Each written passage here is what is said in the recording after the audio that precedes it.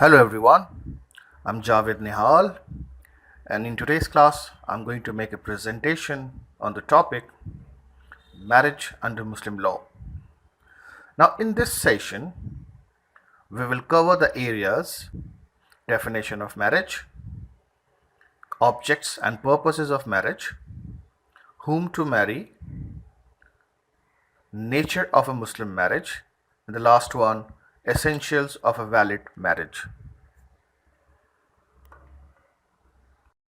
First, we will see the ideas and importance of marriage under Muslim law. So, I will straight away start with a few important definitions of marriage. The equivalent word of marriage in Arabic is nikah, which also means union of sexes.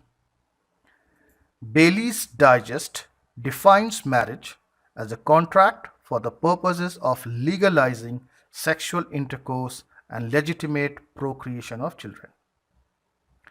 The Hidayah, which is a compendium on Hanafi laws, says nikah in its primitive sense means carnal conjunction. It implies a particular process used for the procreation and legitimation of children between man and woman and is perfectly lawful and valid. According to Asaba, marriage is a contract underlying a permanent relationship based on mutual consent on the part of a man and woman. Amir Ali says that marriage is an institution ordained for the protection of the society and in order that human beings may guard themselves from foulness and unchastity. Now we will see what are the purposes and objects of a Muslim marriage. The book of Tirmizi sets out 5 objects of marriage, and these are: number 1, restraint of sexual passion; number 2, increase of the family; number 3, performing domestic life practices; number 4, observing responsibilities and providing support and care to wife and children; and number 5, upbringing of virtuous children. According to Hidayah, the ultimate goals of a marriages are cohabitation, society, and equal friendship. Next, we will discuss whom to marry under Muslim law. According to Islamic law, a Muslim male can marry a Muslim female of any sect or even a Kitabiya. In case you do not know who is a Kitabiya, then let me tell you, the word Kitabiya actually refers to the people of scripture. The religion of Islam speaks of respecting all the previous scriptures of Allah subhanahu wa ta'ala, thus placing an article of faith and belief in all the books revealed by Allah. Apart from the Holy Quran, the other 3 books considered to be revealed by Allah and which have been mentioned by name in the Holy Quran are the Torah, which was revealed to Prophet Moses, peace be upon him; the Psalms revealed to Prophet David, peace be upon him; and the Bible, which was revealed to Prophet Jesus, peace be upon him. So Jews, Christians, and Sabians are Kitabiya, and a Muslim man can marry a girl from these religious communities. However, Islam forbids a Muslim male to marry a fire or idol worshipper. Muslim men cannot marry them. A Muslim woman cannot marry a non-Muslim or even a Kitabiya. A Shia Muslim, whether male or female, cannot marry a non-Muslim. So under Shia laws, a Shia Muslim marrying a Kitabiya is not permitted. Now, important to note that marriage of a Muslim woman with a non-Muslim male is completely void. Now we will see what is the nature of a Muslim marriage. There is often a debate whether a marriage under Muslim law is a contract or a religious sacrament. Some jurists are of opinion that Muslim marriage is purely a civil contract, while others say that it is a religious sacrament in nature. Now, those jurists who think that a marriage under Muslim law is mere a civil contract put forward the following arguments. According to them, since a marriage requires proposal from one party and acceptance from the other, which are the essential and necessary features of a contract, a Muslim marriage, therefore, is a contract. Since the marriage of a minor, entered into by a guardian, can be set aside by the minor on attaining majority, makes it at par with civil contract, and hence a marriage under Muslim law is a civil contract. The parties to a Muslim marriage may enter into any nuptial agreement or post nuptial agreement provided the same are reasonable and not opposed to law or the policy of Islam, which is another feature of a civil marriage. Again, the terms and conditions of a marriage may also be altered within legal limits to suit individual cases. Like a civil contract, there are also provisions for the breach of contract under Muslim marriage, and hence a marriage under Muslim law is purely a civil contract. Now we will discuss some case laws in this regard. There are two very famous cases.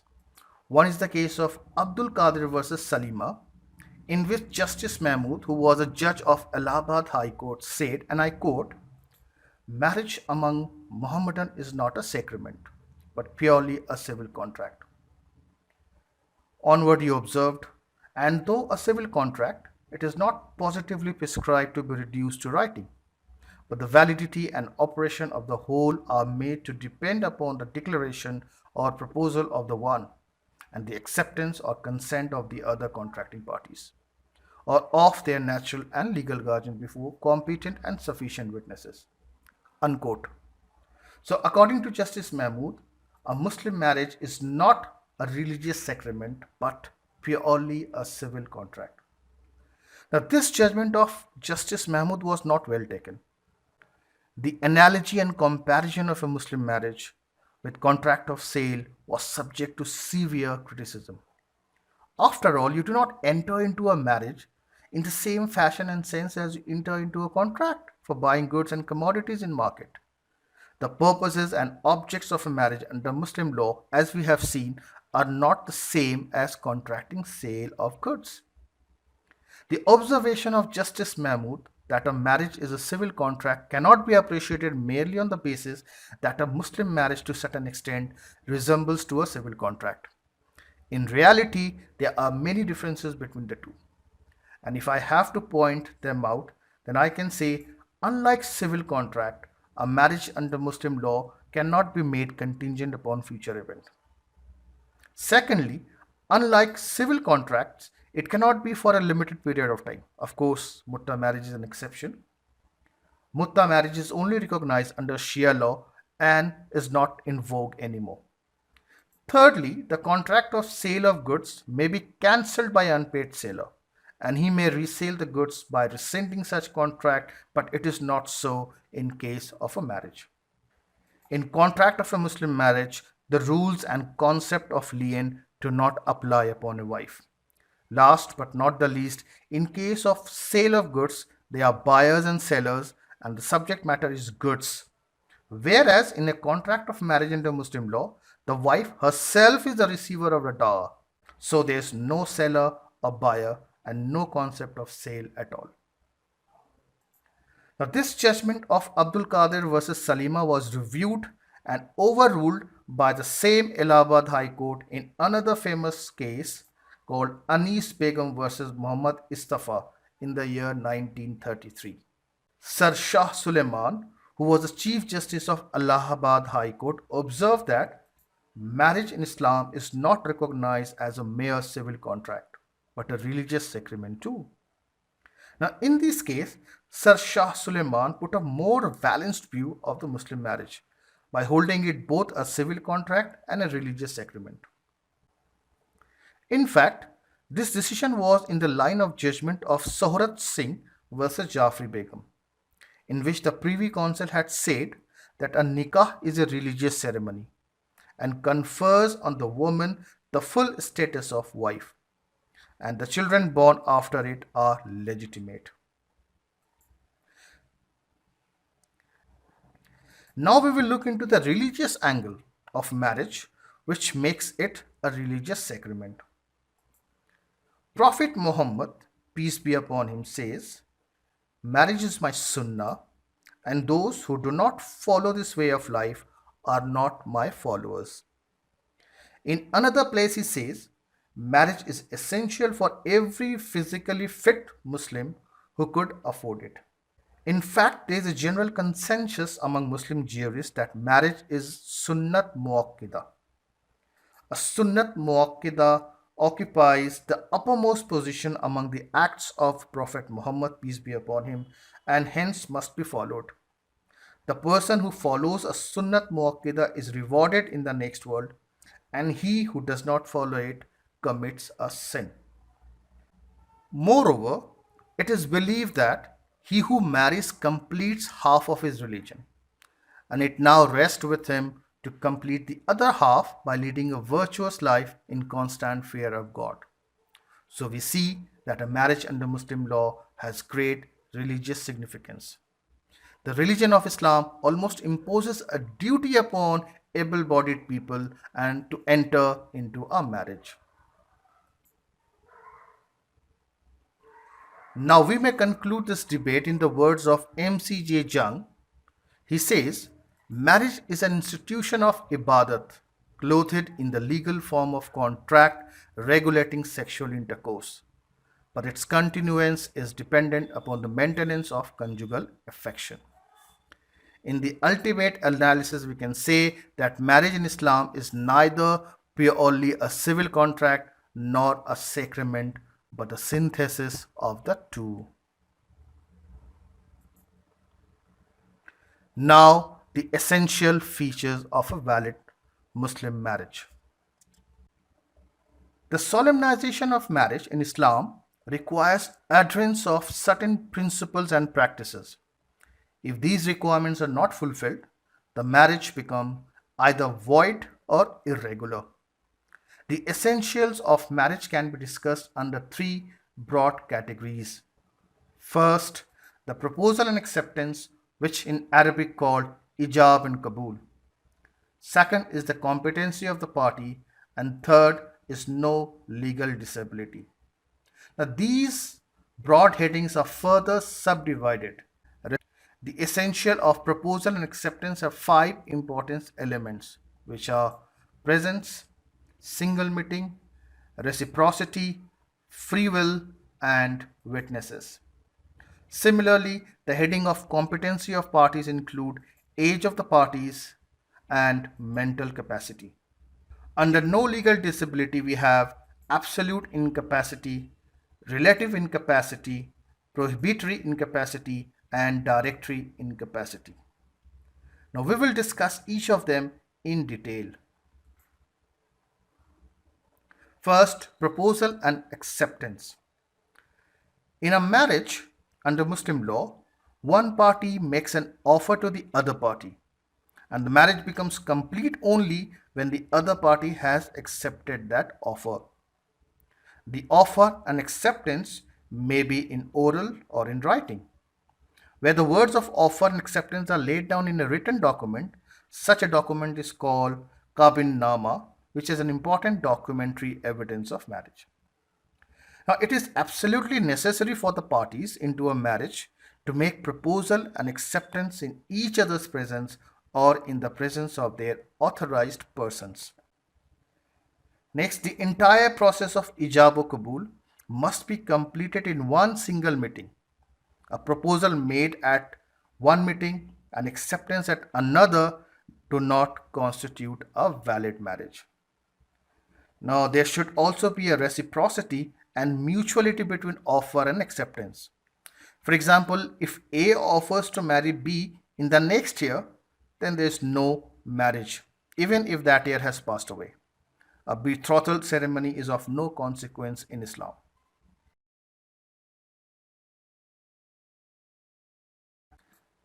The parties contracting a marriage must act under free will and consent.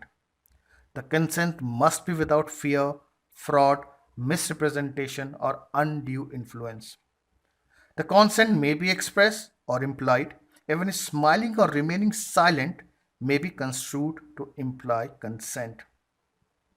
In a Muslim marriage, witness is necessary. Under Sunni law, the proposal and acceptance must be made in the presence of two males or one male and two female witnesses. Another criteria for witnesses are that they must be Muslim, they must be of sound mind and not minor. Now, important to note that in case of absence of necessary witness, the marriage does not become void but irregular. Under Shia law, witnesses are not necessary at the time of marriage. Next is competency of parties. First is the age of parties. Under Muslim laws, a person who has attained puberty is eligible for marriage. So, attainment of puberty has been prescribed as the minimum age for a marriage, which is subject to vary from person to person. The Hidayah lays down that the earliest period of puberty for a boy is 12 years and a girl 9 years, whereas the Hanafis regard attaining of majority on the completion of the 15 years for both males and females, unless there is any evidence to show that puberty was attained earlier. Now, important to note that in India there is a Child Marriage Restraint Act 1929, under which a marriage of a male below 21 years of age and a female below 18 years of age is considered a child marriage, and persons violating such provisions are liable to strict punishment. Now, mental capacity. Under Islamic laws, only parties of sound mind can enter into a contract of marriage. A marriage contract by a lunatic, called Majnoon in Arabic, is void except when it is contracted in lucid period of madness. Lunatics can also be contracted in marriage by their respective guardian. Now, next is no legal disability. Legal disability means prevalence of certain circumstances under which a marriage is not permitted. These prohibitions have been classified into four classes. First, absolute incapacity or prohibition. The disabilities under this are consanguinity, affinity, and fosterage. Now, second is relative incapacity, which include unlawful conjunction, polygamy or marrying a fifth wife, absence of proper witnesses, differences of religion, and women undergoing iddat. Third is prohibitory incapacity, and they are polyandry and Muslim women marrying a non-Muslim.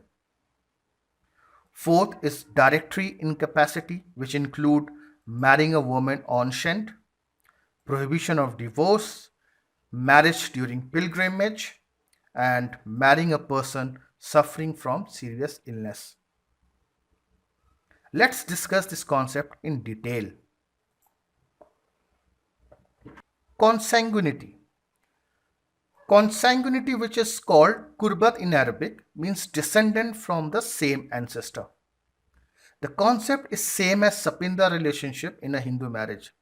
Consanguinity bars a man from marrying his mother or grandmother, how high soever.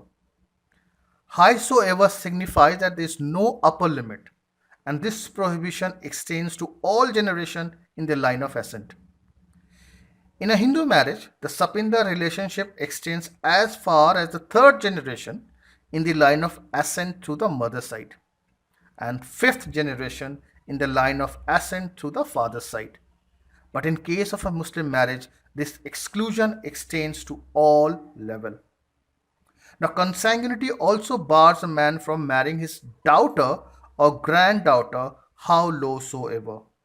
His sister, whether full, consanguine, or uterine, his niece or great niece, and his aunt or great aunt, whether paternal or maternal. Please note that marriage with a woman prohibited by the reason of consanguinity is void, and children born out of such marriages are illegitimate. Affinity is called musharat in Arabic. Under affinity, a man is prohibited from marrying his wife's mother or grandmother, how high soever, his wife's daughter or granddaughter, how low soever, wife of his father or paternal grandfather, how high soever, wife of his son or son's son or daughter's son, how low soever. Now, please note that a marriage with a woman prohibited by the reason of affinity is void. However, there is an exception here. A marriage with his wife's daughter or granddaughter is not void in case if he has not consummated his marriage with such wife. Next is fosterage. When a child under the age of 2 years has been suckled by a woman other than his own mother, the woman becomes the foster mother of the child. A man cannot marry someone in foster relation, and they include, for instance, his foster sister, his foster mother, or his foster mother's daughter. Under Sunni law, there are a few exceptions to the general rule of prohibition on the ground of fosterage, and a valid marriage may be contracted with sister's foster mother, or foster sister's mother, or foster son's sister, or foster brother's sister. The Shia jurists place fosterage and consanguinity on the same footing and refuse to recognize the exception permitted by the Sunnis. Please note that prohibition on account of consanguinity, affinity, or fosterage are absolute, and the marriages contracted in contravention of these rules are void. Relative incapacity are the impediments or certain circumstances the existence of which make a marriage invalid. Once they get removed, the incapacity ends and the marriage becomes valid and binding. A relative incapacity differs from the case of absolute incapacity, where the marriage is void ab initio and can never become valid. But in case of relative incapacity, it is not void but irregular, but it can become a valid marriage. Now, the following are the cases of relative incapacity. The first one is unlawful conjunction. It means marrying at the same time two women who happen to relate to each other by consanguinity, affinity, or fosterage. For example, a Muslim man cannot marry two women who have a relationship of aunt and niece. The reason behind this prohibition is to avoid confusion of dual relationship. Similarly, a Muslim male cannot marry the sister of his wife during the subsistence of his marriage with his wife. But suppose his wife dies or he divorces her, then the marriage with her sister becomes a valid marriage. Now, polygamy of a fifth wife. It is unlawful for a Muslim to have more than 4 wives.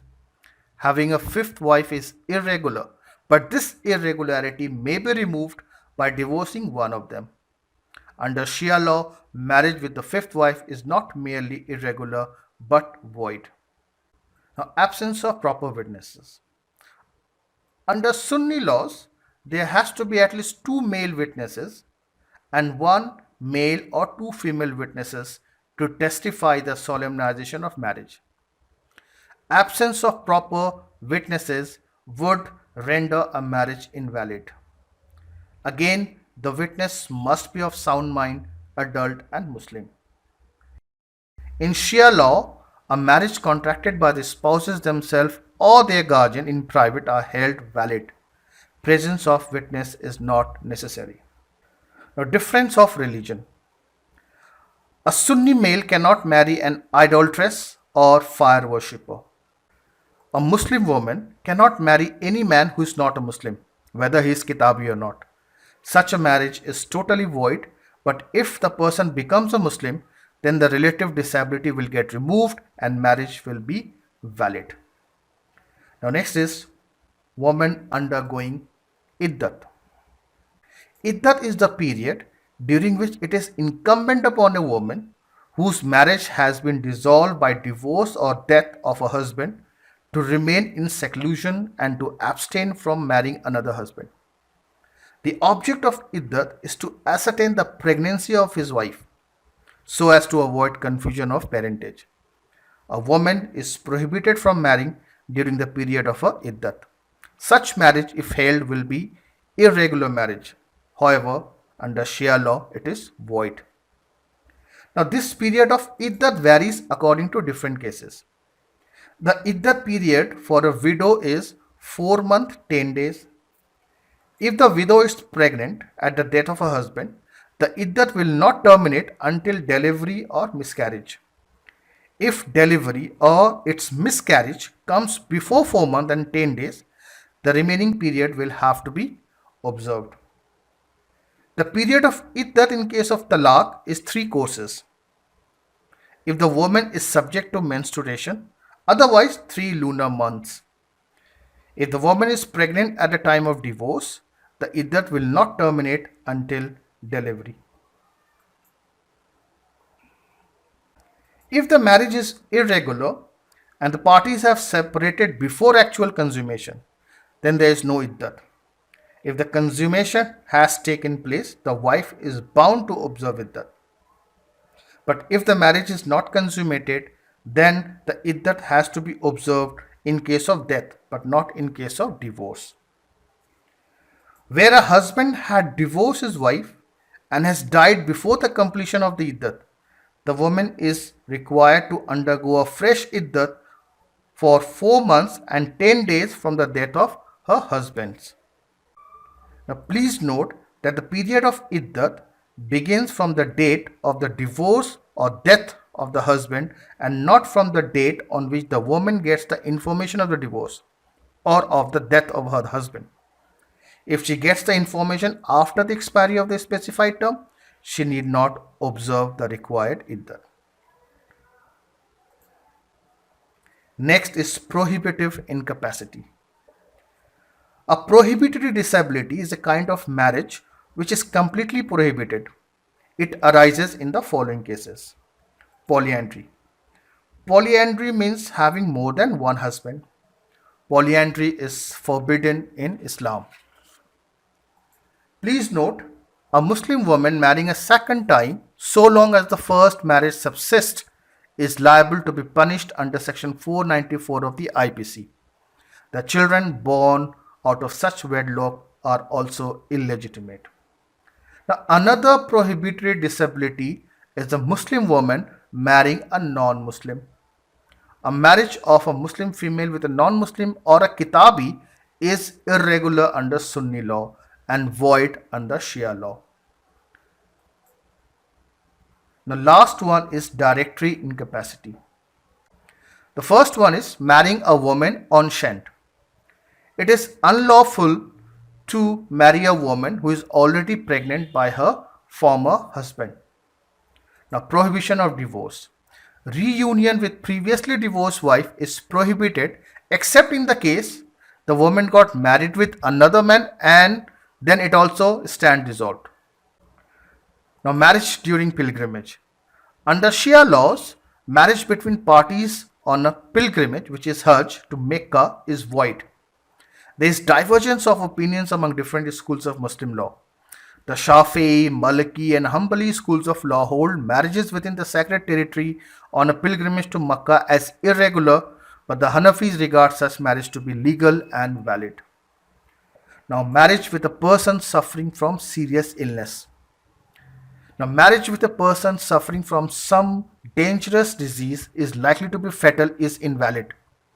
If, however, he recovers and the marriage is consummated, then it is valid.